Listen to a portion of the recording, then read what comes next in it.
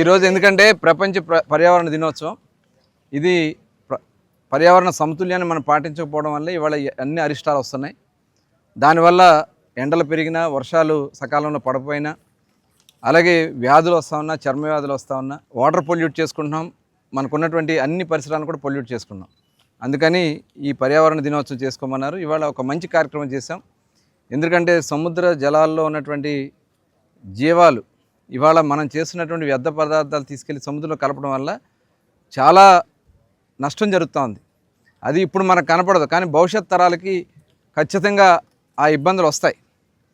ఏదైతే మనం ఇస్తున్నటువంటి ప్లాస్టిక్ అది కలవడానికి కొన్ని వందల సంవత్సరాలు పడతాయి.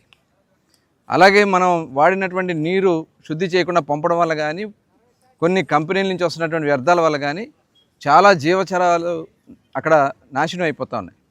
కాబట్టి ఇవాళ చూసాం, ఇక్కడ కూడా వచ్చినప్పుడు 2 తాబేళ్ళు మరి ఈ వ్యర్థాల వల్లే చనిపోయినాయి. వాటి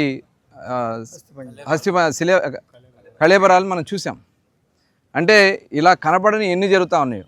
కాబట్టి దాని మీద మనం అందరం కూడా ఒక ప్రతిజ్ఞ తీసుకుని మనం ఖచ్చితంగా ఈ బీచ్ని, ఇవాళ మంగినపూడి బీచ్లో మనం ఈ కార్యక్రమం చేస్తున్నాం. మచిలీపట్నం మంగినపూడి బీచ్లో ఒకసారి అందరూ కూడా ఒక ప్రమాణం తీసుకోవడమే కాకుండా, ప్రతిజ్ఞ చేయడమే కాకుండా అందరినీ కూడా దీంట్లో భాగస్వాములు చేయాలని చెప్పి కోరుకుంటూ ఒకసారి అందరూ కుడి చేయి ముందు చెప్పాల్సిందిగా కోరుతాను.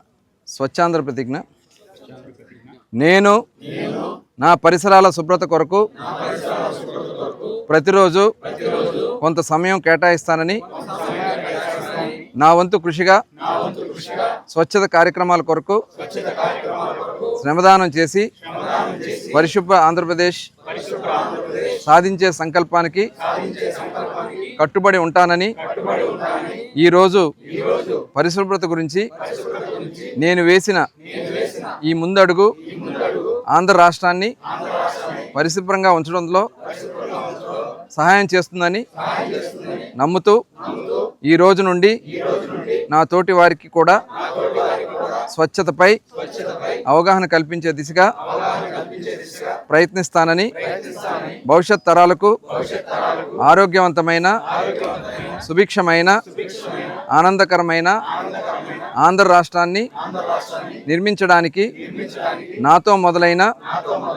ఈ నిర్ణయం ద్వారా నా రాష్ట్రాన్ని స్వర్ణాంధ్ర, స్వచ్ఛాంధ్రగా తీర్చిదిద్దేటట్లు నా వంతు కృషి చేస్తానని ప్రమాణం చేస్తున్నాను.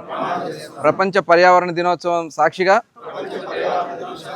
ఈరోజు మంగినపూడి బీచే కాదు, ప్రతిరోజు అన్ని ప్రాంతాల్లో కూడా పర్యావరణ సమతుల్యాన్ని పాటిస్తానని ప్రమాణం చేస్తున్నాను. జై భారత్.